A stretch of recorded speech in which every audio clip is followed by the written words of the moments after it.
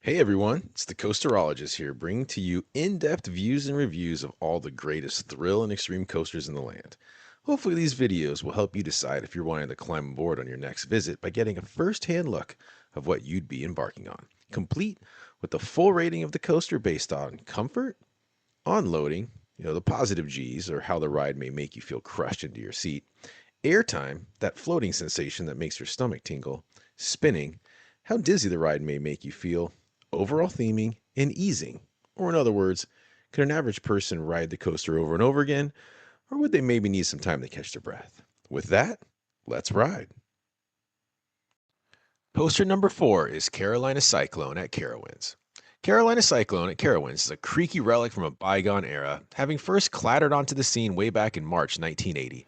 Built by the long-defunct Aerodynamics, this aging steel coaster was once hailed as a pioneer, the very first in the world to feature 4 inversions, 2 old-school vertical loops followed by a pair of twisting corkscrews.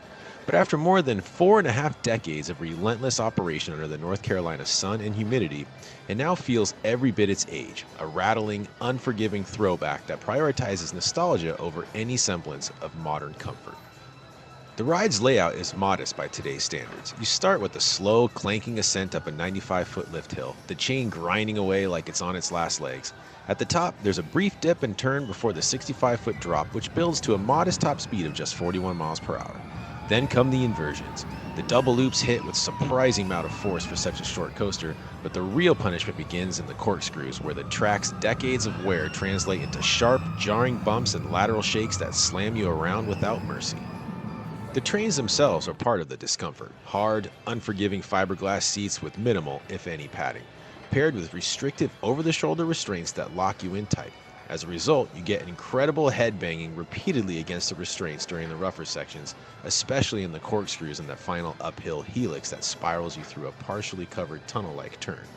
The whole experience can leave you with a sore neck, headache, or that lingering rattled feeling, as the coaster's age shows in every vibration and jolt. At only about 2,100 feet of track, the whole ordeal is over in under 2 minutes, but it can feel much longer when every transition rattles your bones. The low seating position and tight restraints add to the sense of being crammed into an antique machine that's long past its prime, as it's more like enduring an old carnival ride than enjoying a modern thrill. You may want to consider skipping it unless you're chasing pure nostalgia or testing your tolerance for vintage roughness. As I'm a glutton for punishment, let's see what it's all about and get to rating it in all its glory. Hi guys.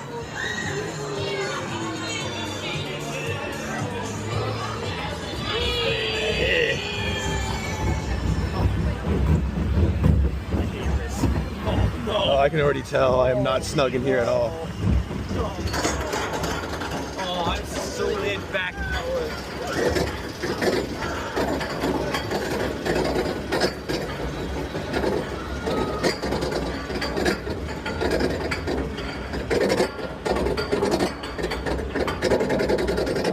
Someone tell me that I might survive this. I just slid back and forth. This is not good. What's that mean? I can't remember. Is that one that goes backwards? Yeah. Oh my god. Oh my. Oh, I just slammed. Oh, we're back here. Oh, Jesus. Ow. Ow. Ow. Headbang. Ow. My neck. Ow. Oh, Jesus.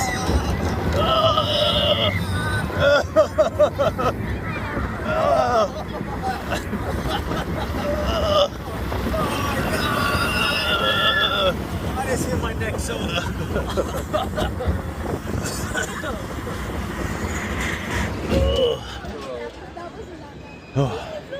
I hate these.